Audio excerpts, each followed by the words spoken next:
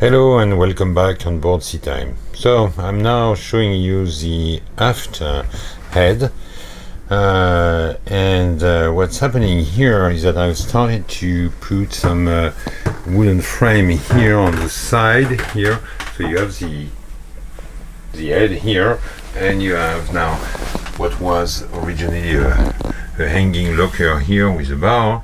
So what I've done now is I have put some frames here and underneath here, so that in that place I am going to install the washing machine, and so the washing machine will be screwed on this plywood plate that I will have to put into shape and screw on the frames over there.